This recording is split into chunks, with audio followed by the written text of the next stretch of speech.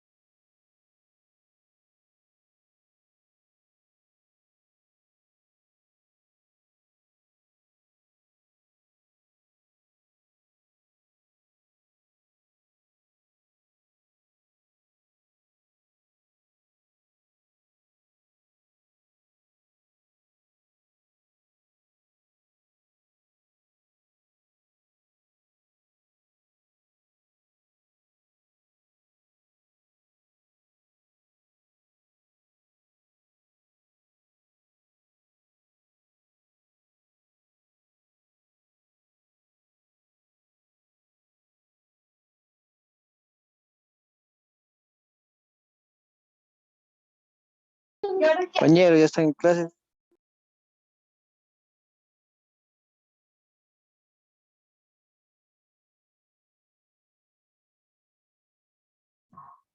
¿Cómo están? Muy buenas tardes, estimados estudiantes. Nos esperemos unos 5 minutitos, por favor, a ver si se conectan un poco más personas, si no ya proseguimos en unos 5 minutos. ¿Sí me escuchan, cierto? Sí, sí, Liz. Buenas noches, buenas tardes, gracias. Tardes.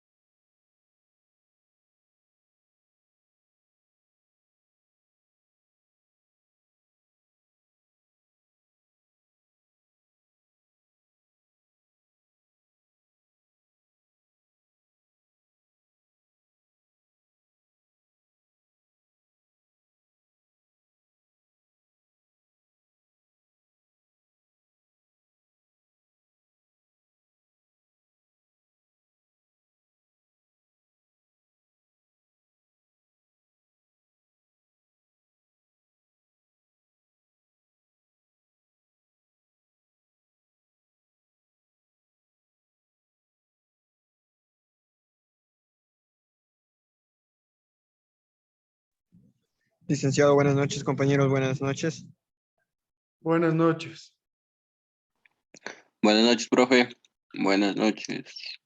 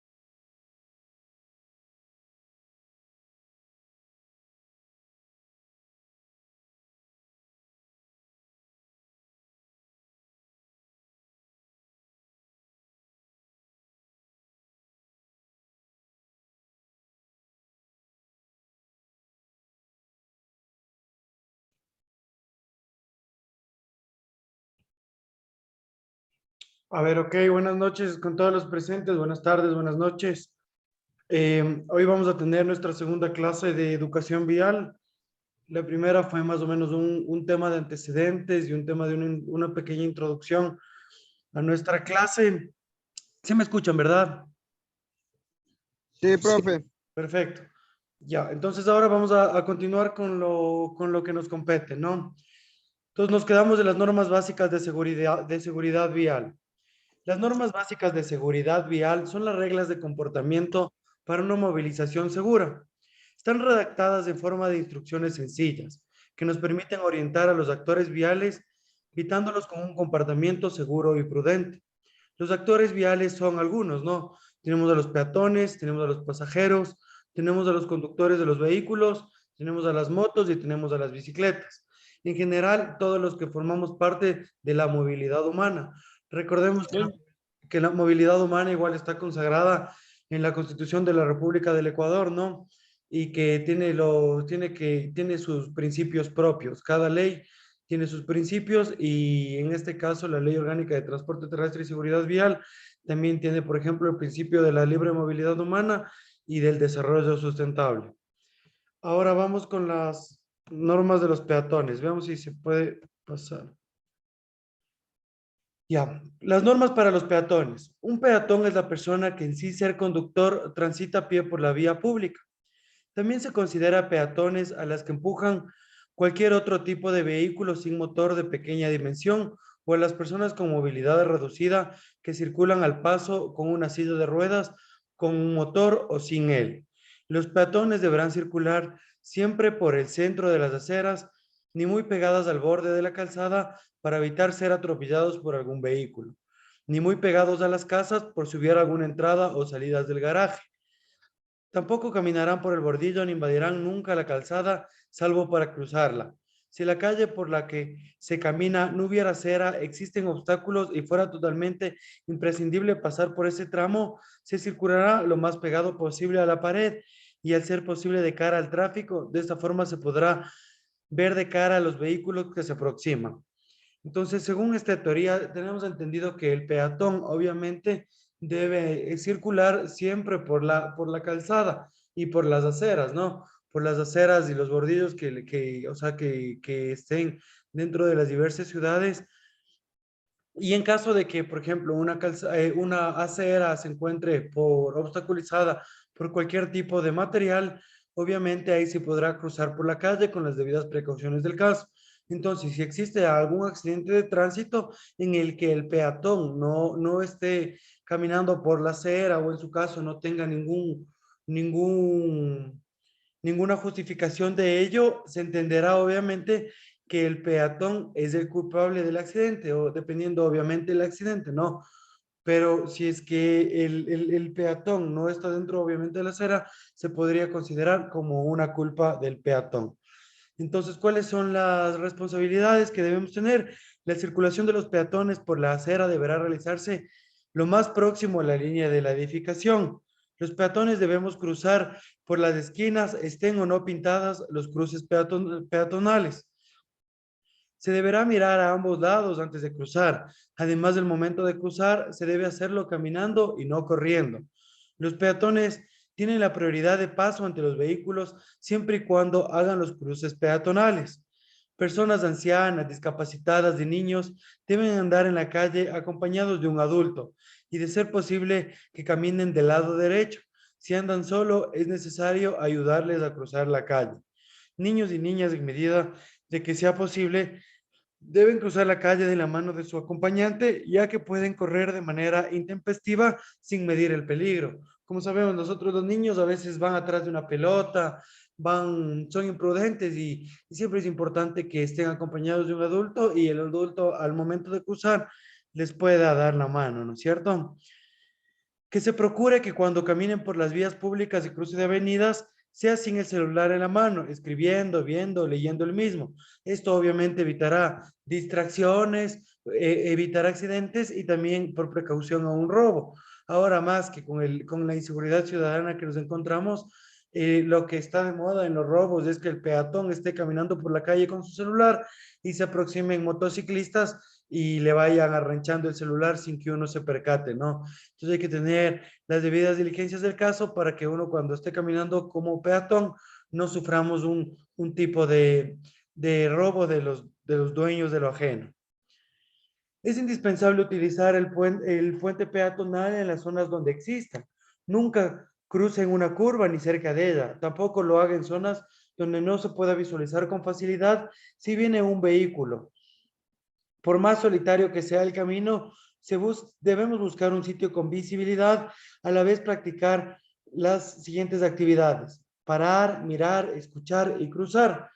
Es importante, ¿no? Que nosotros siempre ocupemos los puentes peatonales, porque hemos visto, por ejemplo, en las carreteras de Machachi, yo he visto que hay puentes peatonales y la gente no ocupa y cruza intempestivamente, y eso hace normalmente que existan muchos accidentes de tránsito que pueden acarrear con enfermedades para toda la vida, con golpes para toda la vida, o en su caso, y en el peor de los casos, la muerte, ¿no? Tenemos que evitar salir a la calle en estado de embriaguez. ¿Por qué? Porque los reflejos disminuyen y uno puede ser atropellado. Debemos incluir la normativa municipal, la ordenanza número 48, que es la que regulaba la tenencia de los perros y la fauna urbana. Tenemos obviamente que si salimos con un perrito a la calle, a la acera, nuestra obligación como peatones es cuidarle a nuestro animalito y a su vez también, según la ordenanza y dependiendo de la ordenanza de cada GAT municipal, pero existe en todo el país. Debemos cuidar el aseo de nuestros animales, porque, por ejemplo, si hacen sus necesidades, nosotros estamos en la obligación de recoger, ¿no?, las necesidades, porque si no sería una contravención. También tenemos que caminar cerca de los bordillos con los perros, abandonarlos si por algún motivo insuperable se debe separar de él. Tiene que buscar a alguien que se haga cargo del perro. Abandonado es causa de accidentes y molestias. Cruzar la calle fuera de los lugares autorizados y pasear al perro por carriles específicos, ¿no? Ahora, ¿cuáles son las normas que uno tiene como pasajero? Porque recordemos que, como les digo, los pasajeros también son actores de la seguridad vial. Todos los ocupantes deben utilizar el cinturón de seguridad. La capacidad del vehículo está determinada por el número de cinturones. Entonces, un vehículo como tal, la capacidad se determina de un vehículo por el número de cinturones de seguridad que existan. Todos debemos llevar el cinturón de seguridad. Aquí en Ecuador estamos mal acostumbrados a que solo el piloto y el copiloto deban utilizar el cinturón de seguridad. Y ese es uno de los graves problemas que existe dentro de la seguridad vial de nuestro país. Porque nosotros, por ejemplo, cuando hemos acudido a Neta o a una casa, a una escuela de conducción vial, hemos podido ver videos, ¿no? ¿Y qué pasa normalmente cuando la persona de atrás no tiene, o sea, no se ponen los cinturones de seguridad? Pasa que un accidente de tránsito, un frenazo muy grave o algo, y las personas de atrás salen expulsadas de los parabrisas. Incluso yo he visto de un accidente de tránsito en la que una niña de 8 años salió estampada del parabrisas y el otro niño, al no usar el cinturón, quedó con su cabecita estampada dentro del panel de la radio. Entonces es muy importante que todas las personas que están dentro del vehículo usemos los cinturones de seguridad, no solo el piloto y el copiloto.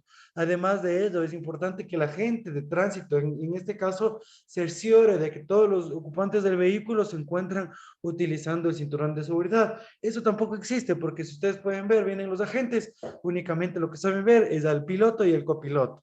Entonces, estamos mal acostumbrados por un tema de costumbre aquí. Entonces, tenemos que ir mejorando esta educación vial, ¿no? Y irnos poniendo el cinturón, tanto al piloto, copiloto y a todas las personas de acompañantes del carro, porque eso obviamente nos puede salvar la vida. Ok, entonces, los niños de hasta 12 años deben viajar en el asiento posterior del vehículo en su dispositivo de retención infantil. Los pasajeros deberán ascender y descender por el lado de la acera, no molestar ni distraer al conductor. Eso también es importante porque he visto también muchas veces que nosotros a veces como pasajeros no descendemos por el lado de la acera, sino a veces se hace lo que se da la gana y se desciende por cualquier lado. ¿Eso qué ha ocasionado? Ha ocasionado que a veces uno se estacione como conductor del vehículo y las personas acompañantes que van al otro lado se bajen del vehículo y ha habido a veces que los carros les avientan las puertas. Entonces, se producen también accidentes de tránsito, ¿no? Entonces, no molestar ni distraer al conductor, no deben desechar los residuos de comida ni basura en las vías, porque también eso es una contravención de tránsito y es indispensable que los pasajeros de transporte público respeten el ingreso y salida de las personas, para lo cual aquellos que desean ingresar a la unidad de transporte se dispondrá en fila. Eh, bueno, a mi criterio, falta una educación vial en las normas de los pasajeros, porque con nosotros o cualquiera que ha cogido un bus puede ver, obviamente, que no existe mucha educación vial en referencia a eso, ¿no?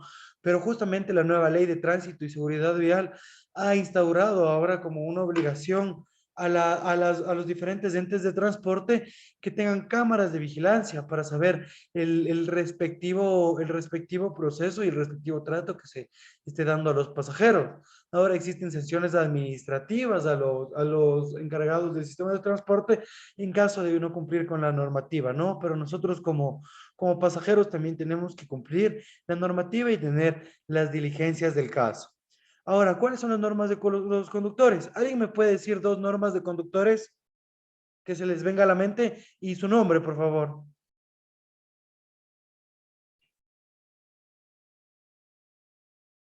Manejar sobrios. Perdón, ¿cuál es su nombre? Jacabed, Jocelyn Jacabed. Ya, Jocelyn. Ya. ¿Cuál sería para ti, Jocelyn, unas 2 o 3 normas para los conductores? Bueno, sería usar el cinturón de seguridad, el otro manejar en estado de, o sea, estar sobrios cuando se maneja, no estar en estado etílico, Sí, tampoco usar el celular al tiempo que manejo. exactamente. No manejar en estado de embriaguez, no usar el celular y usar el cinturón de seguridad, ¿no? Además de esto, tenemos que cumplir con toda la documentación obligatoria. Porque necesitamos de una licencia de conducir, necesitamos tener también la matrícula del vehículo, ¿no? Porque la matrícula del vehículo es como la cédula que tenemos nosotros los habitantes, pero en relación al vehículo, porque dice todos los detalles del vehículo, porque obviamente puede ser que a veces los vehículos sean robados. Ya, igual la licencia de conducir, dependiendo de la licencia específica o del vehículo que se esté conduciendo, como sabemos todos, hay diferentes tipos de licencia. Ya, ahora, circular por el carril derecho, dejar el carril izquierdo libre para realizar rebasamientos, respetar las señales de tránsito, respetar velocidades máximas y mínimas según el tipo de vía, respetar las prioridades de paso, ejemplo, en una esquina no semaforizada o señalizada, o al encontrarme a la vez con dos vehículos, con dos vehículos, debe pasar el que se encuentra a la derecha. No, respetar la señalización vertical y horizontal. Cuando se lleva un perro en el auto, no debe ir suelto en el interior del mismo, ya que puede molestar o distraer al conductor y provocar un accidente. Para tener en cuenta, los conductores del vehículo deben cerciorarse del buen funcionamiento del vehículo. Siempre, ¿no? Debemos revisar la disposición de seguridad y proveerse de herramientas y repuestos necesarios para el caso de emergencia. Entonces, siempre debemos ir acompañados con un botequín de primeros auxilios y también una llave de emergencias, una gata y los respectivos implementos mecánicos en caso de que se averíe el vehículo. De hecho, esto es una contravención igual de tránsito, y a los agentes hace más o menos unos 2 años les dio por sancionar a todas las personas que no llevaban dentro de sus vehículos un botiquín de primeros auxilios. Entonces también es importante que dentro de sus carros tengan este botiquín de primeros auxilios. A lo menos en Quito yo he visto que sancionan los agentes. En provincias no es tanto así. Estoy haciendo. Ahora, no ingerir bebidas alcohólicas, tal como lo dijo. Scarlett, No distraerse en no conversaciones. te vas para adentro. Ya, entonces, quietito. A ver, compañero, por favor, que está con el audio, que le desconecte, por favor. Carlos, desconecta el micrófono. También respetar los espacios preferenciales para estacionamiento o unidades de transporte público. Ok, sigamos. Vamos a pasar de... Ya. ¿Qué son los siniestros de tránsito? ¿Alguien me puede decir qué es un siniestro de tránsito? ¿Cómo está? Buenas noches, licenciado. Buenas noches, Ángel. Un siniestro de tránsito es cuando se ocurre un accidente y se acumula demasiados vehículos. Ya. O también hay varios choques se choca el uno, se chocan entre 3, 4 carros. Sí, los siniestros de tránsito sería, en otras palabras, un carácter eventual de un accidente que ocurre en la vía pública, ya sean calles, en avenidas o caminos y carreteras de circulación vehicular. Se pueden ocasionar daños o a las personas o a la propiedad. Los más frecuentes son los atropellos, son las volcaduras y son los choques. Entonces, por ejemplo, recordemos que, no sé si ustedes tengan entendido específicamente, nosotros tenemos contravenciones de tránsito de primera a séptima clase. Ahora, por ejemplo, una contravención de tránsito es que una persona esté manejando el vehículo en estado de embriaguez. Entonces yo ya a continuación yo les voy a exponer el tema de la tabla del alcotest que uno puede tener, ¿no? Pero ahora, lo que pasa a veces es que, digamos, yo tenía un caso de un cliente que que mi cliente estaba en estado de embriaguez y había ocasionado un accidente de tránsito y había tenido un siniestro, ¿no? Entonces le había chocado el vehículo a la otra persona y obviamente llegó el agente policial y le llevaron a flagrancia. En este caso, como el accidente de tránsito superaba los 2 salarios básicos unificados del trabajador por daños materiales, esta contravención por ingerir alcohol ya no era una contravención. Entonces él tenía la máxima, ¿no? Tenía la máxima cuando le hicieron el alcotest, le dio la máxima y era la máxima detención, o sea, tenía que irse a la cárcel más o menos como unos 30 días. Pero ¿qué pasó aquí? Como el siniestro ocasionado generó un daño a más de 2 salarios básicos unificados del trabajador, lo que se le hizo es dentro de la audiencia solicitarle que haya existido daños materiales, porque hay los delitos y las contravenciones, ¿no? Que son dos cosas muy diferentes. ¿Ya? Entonces, aquí se le sancionó, más no por una contravención, sino por un delito. ¿Cuál era este delito? Este delito era daños materiales.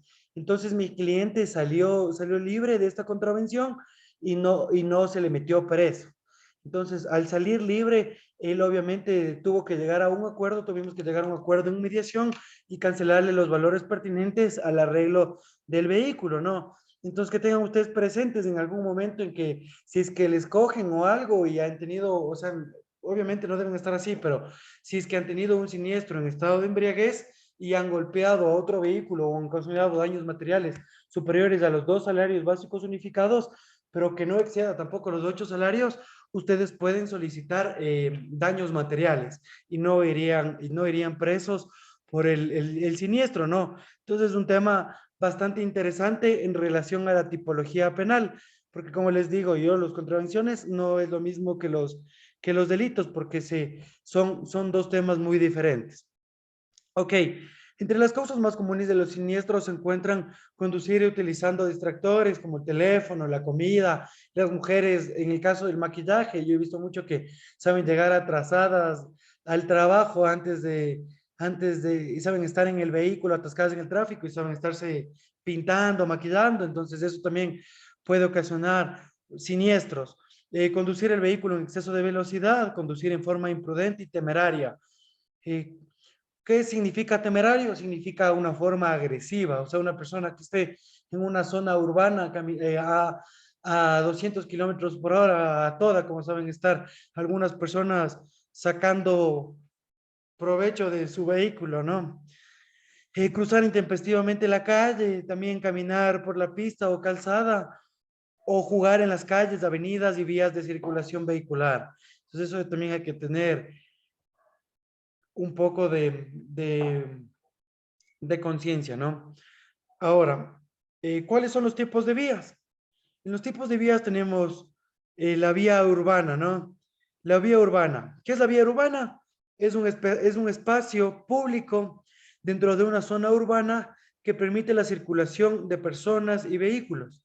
Las partes que conforman una vía son acera o andén, es la parte destinada exclusivamente al tránsito de peatones.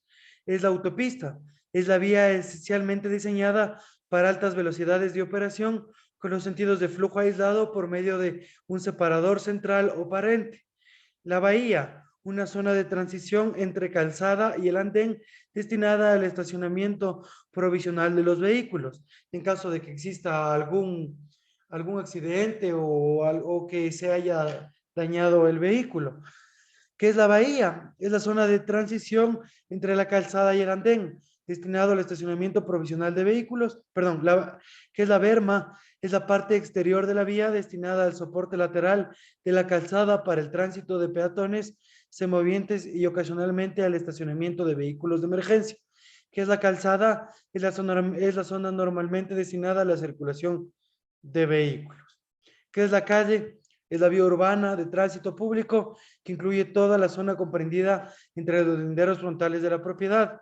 ¿Qué es el carril? Es la parte de la calzada destinada al tránsito a una sola fila de vehículos. ¿Qué es la ciclovía? Es la vía o sección de la calzada reservada para el tránsito de bicicletas. ¿Qué es la rotonda o redondel? Un tipo especial de intersección caracterizado porque los tramos en el que concluyen se comunican a través de un anillo, en el que se establece una circulación rotatoria alrededor de una isla central. ¿Qué es el paso peatonal o desnivel? Es un puente o túnel destinado especialmente para que los peatones atraviesen una vía. ¿Qué es el paso peatonal o nivel? Es la zona de calzada delimitada por dispositivos y marcos especiales que priorizan el cruce de peatones. ¿Qué es el partete? Es la franja que independencia dos calzadas de una vía. ¿Qué es la vía férrea? Es una vía diseñada para el tránsito de vehículos sobre rieles, con prioridad sobre todo a las demás vías del sistema vial. ¿Qué es la vía principal? Es aquella que tiene preferencia de tránsito sobre las vías ordinarias. ¿Qué es la vía privada? Es la que se destina al uso particular. ¿Qué es la vía ordinaria? Es la vía cuyo tránsito está subordinado a las vías principales. ¿Qué es la vía rural? Son aquellas de titularidad y competencia municipal que unen las poblaciones más pequeñas de mercados regionales y son los caminos secundarios y terciarios. Normalmente no son pavimentados o tienen una capa delgada de asfalto. Son más angostas y curvas más cerradas y las cuestas más empinadas que la de las carreteras. Ok, ahora vamos a avanzar con el siguiente tema. Vamos a tocar cuáles son las clases de servicios de transporte terrestre que tenemos. Los servicios de transporte terrestre se clasifican en público y comercial, ¿no? En las modalidades de transporte escolar, institucional, taxis convencionales, taxis ejecutivos, cargas livianas, cargas pesadas, turismos y tricimotos. El transporte terrestre público es el transporte público urbano, permite el desplazamiento de personas de un punto de una ciudad o localidad en un horario o en una ruta determinada. Es un tipo de transporte de pasajeros que comparten las unidades. Este servicio puede ser proporcionado por una o varias empresas privadas o por servicios de transporte público. ¿Qué es el autobús? El autobús es un medio de movilización más usados a nivel de transporte público por constituir una opción económica. Las compañías prestan su servicio en una ruta determinada. Entre ellos se consideran el autobús urbano, cuya movilización es en el interior de las ciudades. Las que se desplazan dentro de una provincia es interprovincial y los que se desplazan afuera de una provincia. Y el servicio internacional que salen de los transportes fronterizos. ¿Qué es el transporte escolar? Como su palabra mismo lo dice, consiste en el traslado de los estudiantes de sus domicilios hasta la institución educativa y viceversa, y en las mismas condiciones al personal de empresas públicas o privadas. ¿Qué es el transporte terrestre comercial? Según el reglamento de transporte terrestre y seguridad vial en el artículo 62, tipo de transporte terrestre comercial de pasajeros, podemos dividirlos en taxi, que es el traslado de terceras personas. Se realizará en vehículos autorizados, contarán con taxímetros y se dividen en convencionales de manera directa desde los puntos específicos y ejecutivos, que es exclusivamente a través de llamadas. Ahora ya tenemos los taxi Uber, pero estos Uber son transporte privado, obviamente que no están autorizados, pero se los están realizando. Ahora las competencias del Uber, eso que la nueva ley también de transporte terrestre y seguridad vial nos menciona que ahora la competencia va a proceder a pasar a los GATS provinciales y GATS cantonales. Entonces, ¿qué significa? Por ejemplo, en Quito, que el GAT cantonal sería el autorizado en regular Uber en las demás plataformas de taxis que tenemos. Sin embargo, aquí en Quito no está regulado y hay una sanción de $800 a las personas que están haciendo el taxi informal. ¿Qué es lo que normalmente están haciendo dentro de los operativos?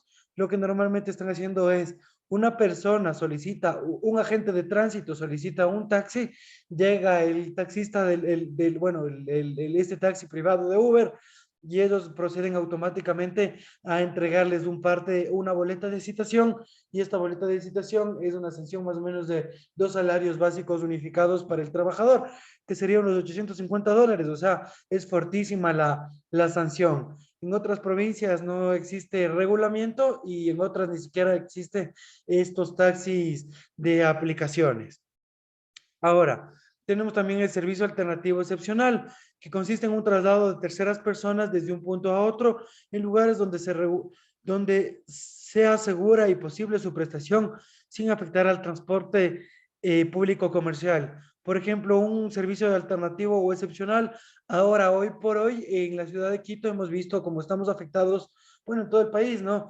Pero aquí en la ciudad de Quito, en el Arbolito, em, están concentradas las manifestaciones y un transporte alternativo o excepcional son estas denominadas camionetas, ¿no? Estas camionetas que llevan a las personas de un lugar a otro, excepcionalmente por el tema de las marchas y por un costo económico. Perdón. Y por un costo económico. Ahora, la carga liviana consiste en el traslado de bienes de vehículos de hasta 3.5 toneladas de capacidad de carga desde un lugar a otro de acuerdo a una contraprestación económica. Deberán estar provistos de una protección adecuada a la carga que transporta.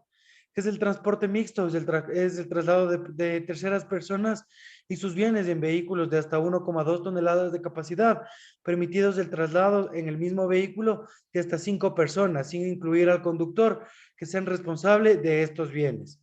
La carga pensada, en cambio, corresponde al transporte de carga de más de 3,5 toneladas.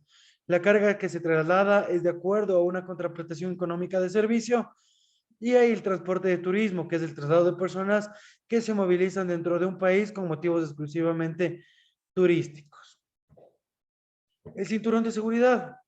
El cinturón de seguridad, como ya topamos anteriormente un poquito, es un arnés diseñado para sujetar el cuerpo de una persona dentro de un vehículo que en caso de impacto hace freno del cuerpo, por lo que es muy importante. Los tipos de seguridad, de cinturón de seguridad. Existen 4 tipos de cinturón de seguridad, cuya utilidad y eficacia en caso de sufrir algún siniestro varían de manera considerable. Hay los abdominales, que consisten en una cinta que va de un lado al otro del abdomen, como los asientos de los aviones. En estos, la sujeción que proporcionan no impide que la cabeza y el tórax puedan sufrir un importante desplazamiento hacia adelante.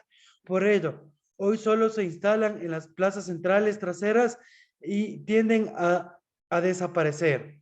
El mixto de 3 puntos de anclaje, que son una combinación de los dos anteriores sujetas al tórax y al abdomen, eliminando en gran medida el peligro de deslizamiento del cuerpo y el desplazamiento hacia adelante.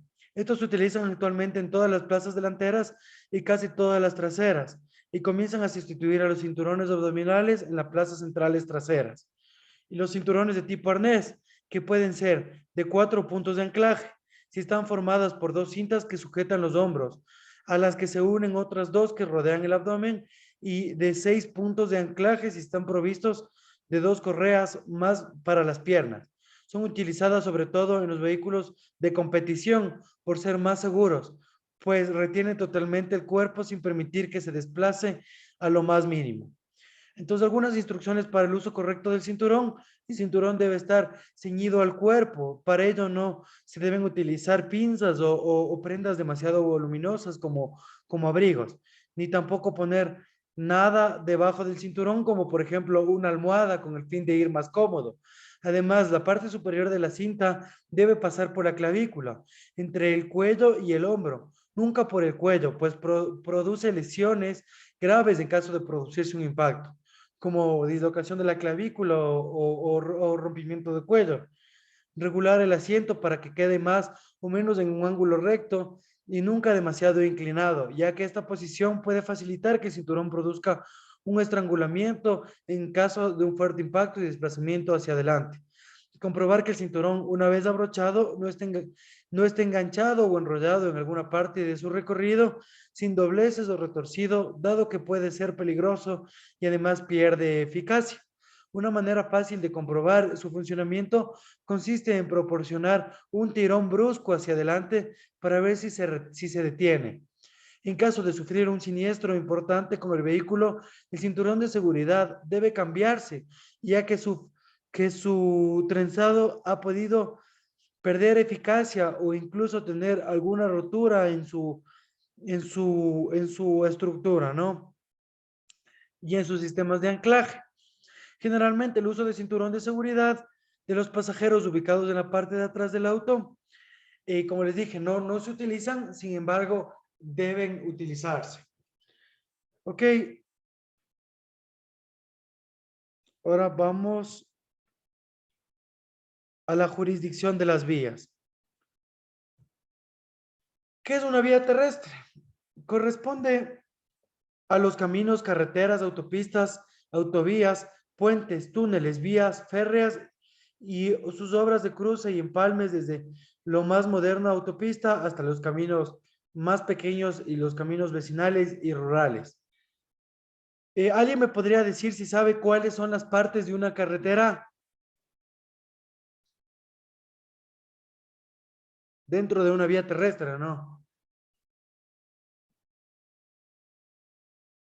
A ver, como parte de una carretera es más o menos como lo que les mencioné anteriormente.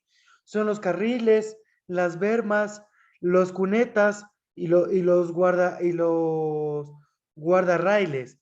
¿Qué son los guardarrailes? Las guardarrailes son considerados como barreras destinadas a reducir el riesgo de salida y volcamiento de vehículos en caso de que pierdan el control en una vía. Y las bermas, como les dije, se localiza en la parte exterior de la vía y se destina para el paso de peatones, ganado, así como el caso de que ocurran emergencias en los autos, pueden estacionarse en ese lugar. ¿Qué clases de vías nosotros tenemos? Tenemos las vías cantonales, que es el conjunto de vías urbanas e interparroquiales administradas por cada uno de los consejos municipales. Esta red está integrada por las vías terciarias y caminos vecinales. Las vías provinciales son carriles públicos destinados al libre tránsito, situados fuera de los límites urbanos del cantón. Y las vías nacionales, rutas cuyo mantenimiento corresponde al gobierno nacional, es decir, no a las autoridades provinciales o municipales. A ver, hay los terminales de transporte. Tenemos el terminal terrestre, que también conocido como terminal de buses intercantonales e interprovinciales, que llegan y salen de las instalaciones para servir a las personas que desean desplazarse de un lugar a otro. El terminal terrestre cuenta con espacios destinados para la venta de boletos, estacionamientos, así como plataformas de llegada y salida de buses y taxis. El diseño de una terminal terrestre deberá además considerarse el crecimiento de la demanda a largo plazo.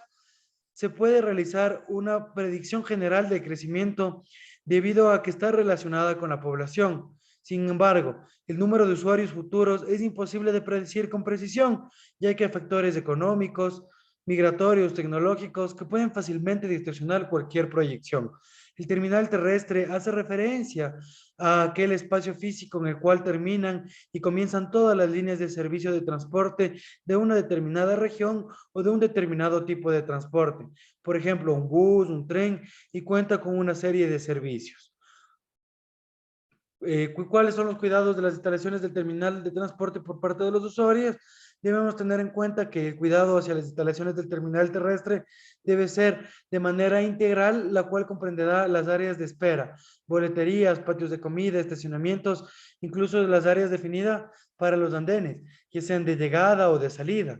Es deber de todos los usuarios el conservar su buen estado, las instalaciones del terminal, tanto a nivel interior como exterior, y ser responsables para denunciar las malas prácticas y los actos vandálicos, por ejemplo, los rayones con spray, los robos, las destrucciones de las instalaciones, esto con la finalidad de salvaguardar un bien que sirve de comunidad para movilizarse a otros lugares dentro y fuera de la ciudad.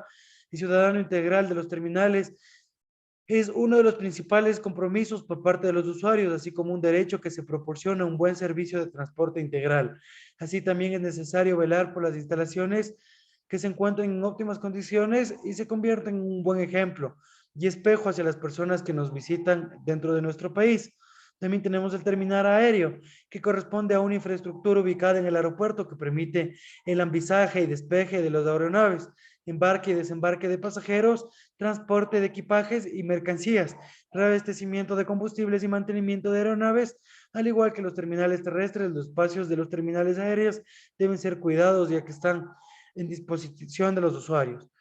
Aparte de estos dos, ¿qué otro terminal nos faltaría? Aquí. El de riel, el de ferrocarril o tren.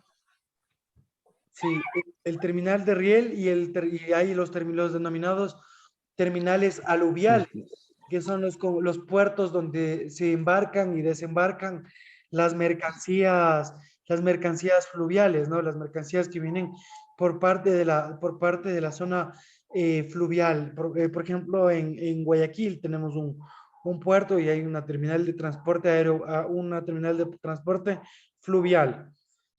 Ahora, vamos a topar los límites y las escalas de velocidad. Entonces, esto es muy importante que revisen el Reglamento General para aplicación de la Ley Orgánica de Transporte Terrestre y Seguridad Vial. Este nos menciona las escalas, los límites de velocidad, podemos ver en las diapositivas. Entonces, aquí estamos viendo que los límites de velocidad hay para vehículos livianos, para vehículos de transporte público de pasajeros y para los vehículos de transporte de carga. Esta pregunta, bueno, esto es muy importante siempre que nos toman las pruebas en la Agencia Nacional de Tránsito para poder sacar la licencia. Siempre nos toman esto. Entonces, sí sería importante que ustedes lo tengan claro. Entonces, en el tipo de vía, si es urbana, el límite máximo es 50 kilómetros. Bueno, en los vehículos livianos primero, no. En el primer cuadro de vehículos livianos, motocicletas y similares, cuando es un tipo de vía urbana, el límite máximo va a ser 50 kilómetros por hora. El rango moderado es entre 50 kilómetros por hora hasta 60 kilómetros por hora. Y fuera del rango moderado es de más de 60 kilómetros por hora. Esto ya ocasionaría una contravención de tránsito. Igual en la zona perimetral, el límite máximo es 90 kilómetros por hora. Rango moderado es de 90 a 120 kilómetros por hora y el fuera del rango moderado es de 120 kilómetros por hora. En cambio, en las rutas de la carretera tenemos en límite máximo 100 kilómetros por hora, el rango moderado es de 100 kilómetros por hora y 135 kilómetros por hora y fuera del rango moderado tenemos los 135 kilómetros por hora. Y las curvas en carretera tenemos los 60 kilómetros por hora y rango moderado de 60 a 75 kilómetros por hora y fuera del rango moderado también tenemos los 75 kilómetros por hora. Esta es una base esencial que dice el reglamento a la Ley Orgánica de Tránsito y Seguridad Vial. Sin embargo, en distintos GATS y en distintas provincias o cantones existen normativas y ordenanzas especiales que se van a regir con este límite de velocidad, pero a ver, tienen que tener este rango o menor. Entonces, por ejemplo, ustedes no sé si han ido a Ambato, que es la zona de los radares, que siempre hay multas por todos lados en Ambato. Entonces, hay una zona específica en la zona escolar donde me parece que es justo por un fuerte militar, en la que no te permiten ir hasta más de 30 kilómetros por hora. Caso de que vayas a más de 30 kilómetros, la ordenanza es bastante fuerte y las sanciones económicas son bien fuertes. Entonces ahí les toca obviamente apelar. Entonces ahora también, cierto, hablando de las apelaciones, uno de los cambios de la Ley Orgánica de Transporte Terrestre y Seguridad Vial es que en caso de que a ustedes, por ejemplo, les multen con un fotorradar, ahora por un principio que es un principio dentro del derecho, que es el principio de celeridad y de economía procesal, ahora ustedes pueden hacer sus impugnaciones de tránsito en cualquier parte del país, es decir, en el domicilio del presunto infractor. Entonces, por ejemplo, si ustedes les multan en la ciudad de Ambato, antes obligatoriamente ustedes tenían que impugnar la sanción de tránsito en la ciudad de Ambato. Ahora, con esta economía procesal, ustedes, por ejemplo, por este fotorradar en Ambato, ustedes pueden impugnar la multa en Loja, pueden impugnar la multa en Quito, pueden imponer la multa donde sea su domicilio. Entonces, este es un avance importante de la ley. Otro de los avances importantes que ha sido dentro de ese mismo rango es que existe se podría decir,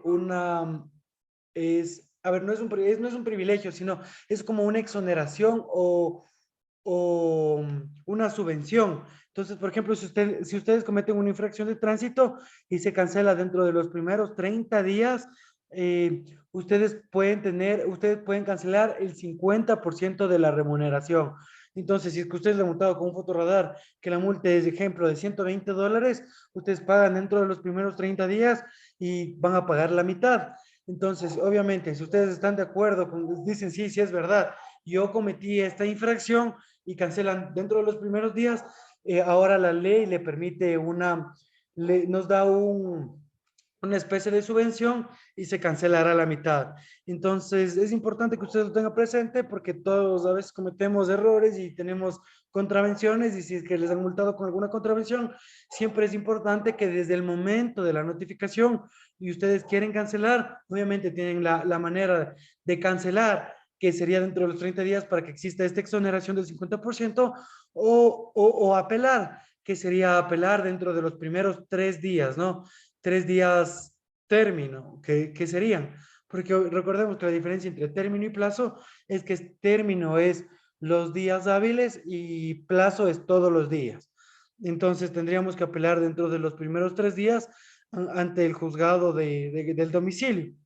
Ahora vamos con los límites de velocidad en caso del transporte público de pasajeros. En la vía urbana tenemos un límite. Licenciado. Perdón. Licenciado, una pregunta, pero si en caso de que no hay ninguna, ¿cómo es? Que no nos informan, no nos, ¿cómo es esto? Que no le notifican. No nos notifican. Y simplemente ya cuando está a veces a los 6 meses o al año, por alguna otra contraversión nos aplican esa multa.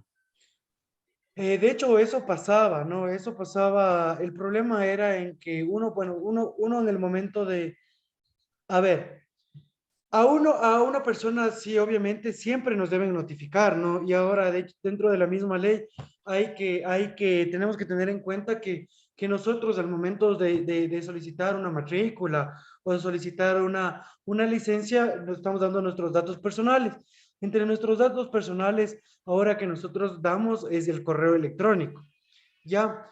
A ese es por el medio que ellos nos deben notificar, sea de manera personal, en caso de que usted, el agente de tránsito, obviamente le vea cometiendo una contravención, en ese mismo momento le notifica y esa es la notificación, de eso se apelará en 3 días. Pero en caso de que no sea de manera directa, por ejemplo, en el caso de un radar, la notificación, digamos que no le llega, hoy usted cometió la contravención y no le han notificado dentro de los próximos 5 meses, pero la notificación le llega dentro de los próximos 5 meses a su correo electrónico. Entonces, a partir de esa notificación, usted tiene 3 días para poder apelar la contravención.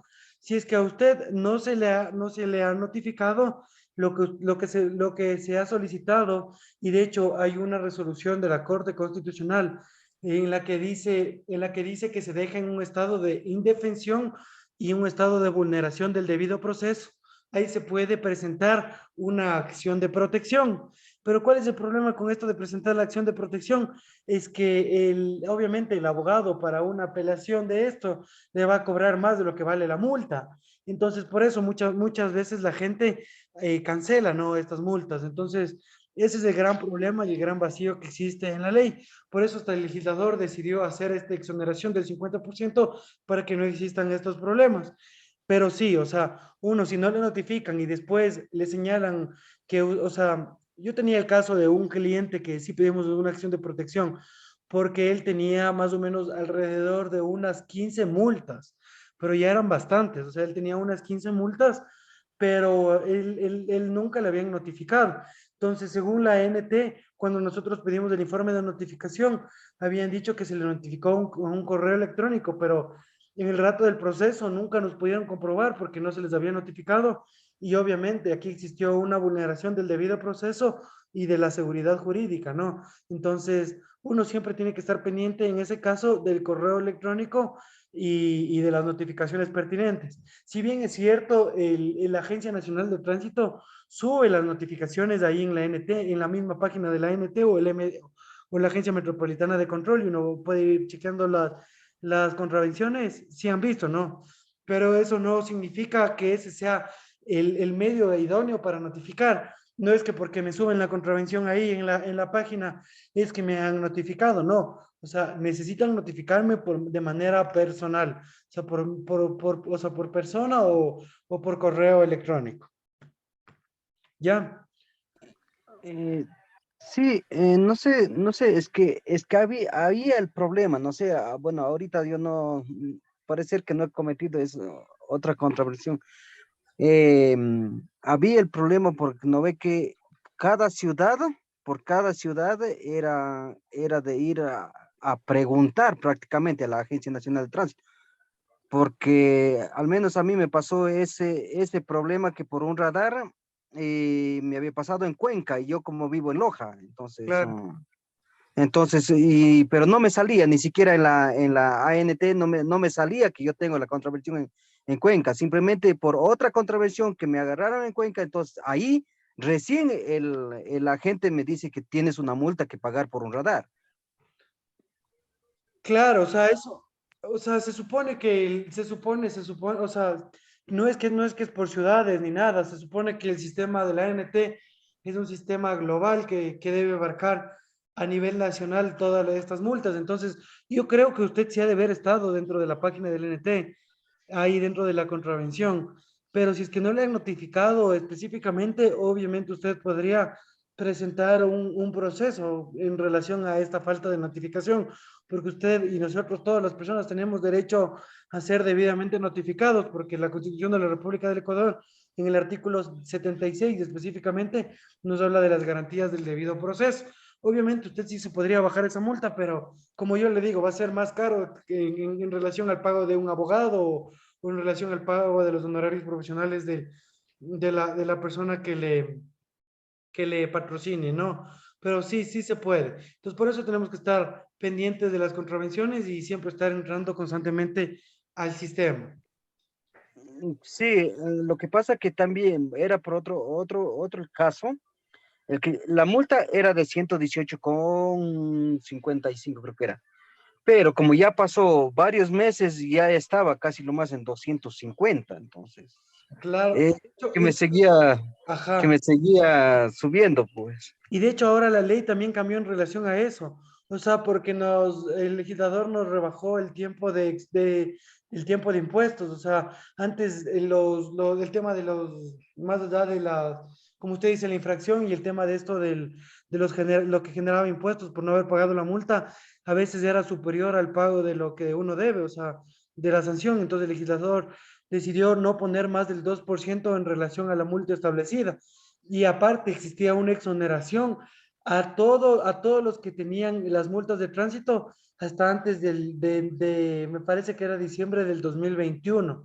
Entonces había este tipo de exoneración en cuanto a los intereses que, que generaban, ¿no? Entonces eso también previó el legislador con la nueva ley, porque antes de verdad que los intereses superaban en demasía a la multa establecida. Entonces, eso es bueno, o sea, para mí, a mi criterio, es algo bueno porque ya no están cobrando demasiado y también están dando la oportunidad de que nosotros podamos apelar en otras ciudades por el tema de esta movilidad, porque uno no vive, por ejemplo, usted vive en Loja y le han multado en Cuenca, o sea, imagínese estar viajando por una contravención, más le va a salir el tema del viaje. Entonces, en eso sí se han puesto pilas los legisladores. Bueno, ahora vamos con el límite de velocidad para vehículos de transporte públicos y de pasajeros. Tenemos que en tipo de vía urbana el límite máximo es de 40 kilómetros por hora, el rango moderado es de 40 a 50 y fuera del rango es más de 50. En la perimetral es de 70, el rango moderado es de 70 a 100 y fuera del moderado es más de 100. En las rectas de carretera es límite máximo 90 kilómetros, el rango moderado es de 90 a 115 y fuera del rango es de 115 en adelante. En las curvas de carretera es de 50 kilómetros hasta el rango moderado es de 50 a 65 y el fuera del rango moderado es de más de 65. El, y el para vehículos de transporte, se me pasó las diapositivas, perdón. El para vehículos de transporte de carga, el urbano es de 40, el rango moderado es de más de 40 a 50 y fuera del rango moderado es más de 50. En la perimetral es de 70, rango moderado de 70 a 95 y fuera del rango moderado de más de 95. En las rectas de carretera de 70, rango moderado de 70 a 100 y fuera del rango moderado más de 100. En curvas de carretera de límite máximo de 40, rango moderado de 40 a 60 y fuera del rango moderado de más de 60 kilómetros por hora.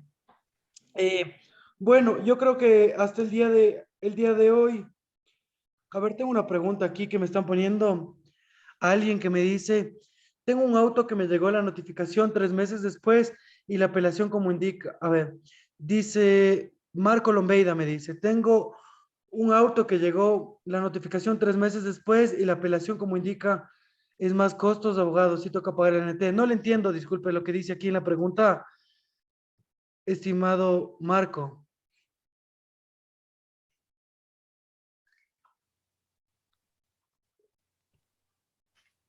Buenas noches, licenciado. Buenas noches con todos. O sea, no es una pregunta, más bien es una aseveración. Ah, Yo ya. tengo un vehículo que aparentemente tengo un exceso de velocidad y me notificaron 3 meses después.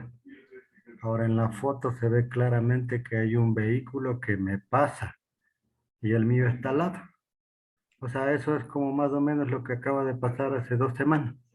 A un vehículo le multaron estando subiendo o subido encima de una plataforma y el que comete la infracción es la plataforma. Ah, Ahora en realidad a lo que nos vamos en el buen sentido, respetando todos los criterios, es que esto, por ejemplo, ahí sí es, ¿qué se puede decir? Nuestro lindo Ecuador. O sea, claro. hay que pagar y punto, no se puede hacer nada más, pero por ejemplo en otros temas, como ahorita que estamos en el paro, todo el mundo ahí sí Ahí se hace lo que... le... se echa la cruda al Estado, la gente no sabe cómo funcionan los combustibles, no saben que no tenemos refinerías, pues hay muchas cosas que las cosas desconocen. Y igualmente estamos atrapados en esto, que es la ley de la ANT. Sí, O sea, era más bien una indicación o un ejemplo claro de que las leyes no están a favor de tal vez de las personas, o sino simplemente, como usted indica, por decir, para uno poder hacer una apelación de estas cosas, el costo del abogado debería tener un valor, no sé, una cosa es cuando es por decir algo de alimentos, el abogado le cuesta $100, pero para algo de una ley de tránsito, por decir que usted supuestamente hizo un exceso de velocidad y la multa cuesta 116, el escrito del abogado debería valer unos $30 para que justifique, porque el escrito del abogado no cuesta menos de 200, 250, entonces, pues ya estamos perdiendo el tiempo, solamente como dice el compañero, toca pagar lo más pronto posible para que las multas no hagan que se engrose más la deuda. es que claro, porque el problema también es, o sea, aquí también se le está perdiendo el abogado, porque bueno, en un principio cogía antes cogía estas causas de tránsito y para uno como abogado también no le representa en el tema de costos y ganancias, porque toca ir a ingresar escritos, toca ir a revisar expedientes y ahora se pasa a una audiencia, obviamente uno tiene que pasar a audiencia, no es que no se pasa a audiencia y ya toca prepararse, ¿no? En cambio, por ejemplo, las audiencias de carácter de contravenciones de tránsito son, según las establecidas en el COIP, son de carácter expedito, que es una sola audiencia, y en donde se presenta ahí todas las pruebas de descargo y de cargo. Entonces ahí, como usted dice, sí, sí tiene que tener el abogado relación entre el precio y lo que es la multa, porque obviamente, obviamente no representa a veces, como usted dice. Antes había más apelaciones de tránsito porque según la anterior ley ahí, bueno, había baja de puntos en la licencia. Entonces, la baja de puntos de la licencia constaba desde la primera a la séptima, a la séptima contravención, de la contravención de primera clase a la séptima. Ahora, la rebaja de puntos ya no consta así, ya desde la tercera a la séptima ya se dejó sin efecto. Entonces, antes la gente más apelaba también al tema de la rebaja de puntos, porque, por ejemplo, había gente, choferes que ya no tenían puntos de la licencia y eran choferes de buses, de transportes pesados que todo el tiempo estaban ahí en su ámbito profesional y que se dedican directamente a eso. Entonces ellos sí tenían que apelar, sí o sí, porque si se quedaban sin puntos para la licencia ya no iban a poder Laboral. transitar, no, pero ahora como la ley ya y ya eliminó hasta también la rebaja de puntos, ya no tenemos un sistema de rebaja de puntos de la tercera a séptima clase, entonces eso también ha ayudado a que, bueno, ha ayudado a los de la LT a que se cobre más multas y que existan menos impugnaciones de tránsito, ¿no? Pero Claro, exactamente por eso, como le digo, licenciado, o sea, no es ni siquiera un tema suyo, porque yo conozco muchos abogados que a uno le tratan de ayudar en realidad, pero lamentablemente los honorarios son fijos, por eso le digo, o sea, más bien se debería haber una ley que diga que se haga un escrito específico y no que se haga algo tan complejo como que uno hubiera prácticamente, como decir, casi más y poco más ha ido matando a alguien ya. Es solo algo hipotético nomás. porque, por Eso ejemplo, nomás, licenciado. en el tema de los radares, yo cuando me he bajado las sanciones de los radares, yo únicamente me he bajado por dos cosas. La primera es, he pedido la calibración y homologación de estos, de estos radares, ¿no? Y la ley nos dice que tiene que tener un periodo de homologación o calibración de 60 días, ya, de 60 días. Y yo cuando he pedido algunos, han estado homologados a los 80 días, a los 90 días. Entonces, con eso me he bajado. Y la otra que he solicitado, que yo me he bajado, es la del, ¿cómo se llama? Una teoría del derecho penal que es como un estado de necesidad. Por ejemplo, que yo justifiqué que una de mis clientes estaba conduciendo su vehículo a 130 kilómetros por hora porque, porque necesitaba ir al médico porque iba a perder el ojo. Entonces ahí me dieron un certificado médico avalado por el médico y todo, y con eso pude demostrar el estado de necesidad y me bajaron las infracciones. De ahí por otra cosa es bien complicado que se le baje. Por esas dos he podido yo bajarme estos rangos de límite de velocidad. Bueno, entonces espero que les haya quedado claro la clase, que haya sido un poco participativa. Es mucho mejor así ir participando porque tanto ustedes como yo vamos aprendiendo y vamos reforzando estos temas en cuanto a educación vial. Entonces yo ya para ya la próxima clase, el día de mañana, yo les dije a los de Secretaría Académica del ITESUD que me aprueben el trabajo. Me dijeron que iban a revisar el día de ahora y si me iban a aprobar y va a estar subido el día sábado o el día domingo en la plataforma y para que por favor ya lo vayan desarrollando. Entonces conmigo la próxima clase creo que tenemos, ¿qué día? Lunes. El día El lunes. lunes. Entonces yo espero que para el día lunes ya tengamos listo ya la tarea. Si igual no está aprobada en la plataforma, yo el día lunes ya les presento aquí en las diapositivas para que ustedes puedan ir avanzando con los temitas, ¿ya? Muchísimas Ya. gracias. Cualquier duda, si es que alguien tiene, que me haga llegar. Y Vale. que tengan un buen fin de semana. Cuídense mucho por las protestas, porque ahorita estamos o sea, el país está en una grave situación y sería mejor que, como dicen, que se llegue a un acuerdo, ¿no? Porque a ninguno, sea del ámbito que sea, nos sirve esta paralización porque tenemos que producir y lo que está el país es trabajando, ¿no? Así Entonces, es. quedo así y que tengan un buen fin de semana. Muchas gracias, Listo, licenciado. licenciado. Muchas Gracias, gracias, licenciado. licenciado. Muchas gracias. Excelente fin de semana para Gracias. todos. Gracias, doctor. Que les vaya bien. Saludos.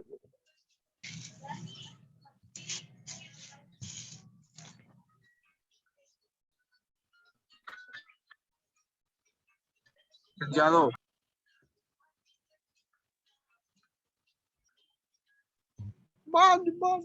Cámara.